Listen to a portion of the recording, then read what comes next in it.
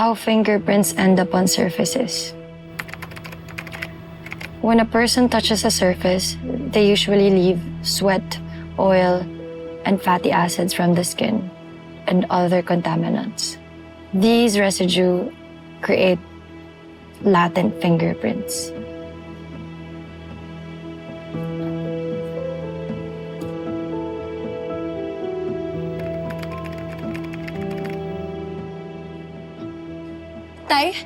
Tay, tingnan mo to. Nakalimutan ko na to pero bigla ko siya nakita ngayon. Ito yung sinend na video sa akin ni Joel bago siya pumunta sa CR. Nasa ospital si Hazel nung araw na yan. Hindi kaya may kinalaman siya sa nangyari kay Joel?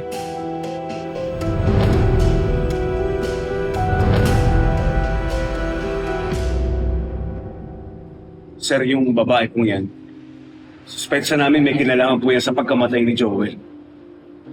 Pinagbabawal na po siya sa ospital na yan pero andyan pa rin siya nagpunta pa rin siya. Sino tong kausap niya? Sir, masyadong malayo. Hindi po makilala pero sigurado po ako, tao po yan ni Hazel. Binayaran niya yan para patayin mo si Joel. Tama po. Mr. Cruz, wala pong incriminating dito. Hindi porke may video kayong dala, siya na ang pumatay o nag-utos magpapatay. Pero sir, marami na akong record sa amin si Hazel. May mga binayaran siyang tao para guluhin yung pamilya namin. Sigurado ho ako na kung sino man yung tao sa video na yan, yan ang inutusan niya para patayin si Joel. Sa anong motibo?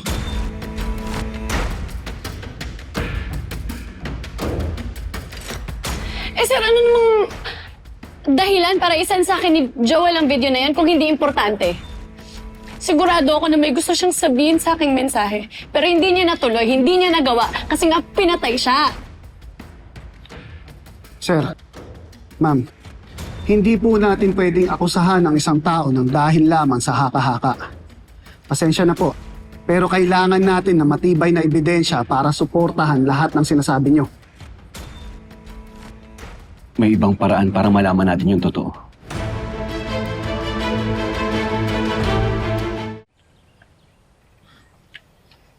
Hazel! Buksan mo to! Hazel! Sandali! Ano ba yan? Lumabas ka dyan! Sandali nga! Eto na! Anong ginagawa niyo dito? Ikaw pumatay kay Joel, ano? Joel? Sino Joel? Huwag kang magmaang-maangan. Andun si Alice. Imposibleng hindi niya nabanggit sa'yo. Naka-duty siya nung sinugod sa ER si Joel. Hindi ko alam yung sinasabi niyo. Joel, yung lover mo. Ano naman ang pakialam ko dun? Bakit ko gagawin yun? Pwede ba? Hindi ako killer, no? Kung makabintang ka dyan? Sinungaling ka talaga eh! Nasa ospital ka nung araw na yun, nakita ka ni Joel. Ano ba? Ito. May ebidensya kami. Sinend sa akin to ni Joel bago siya mamatay.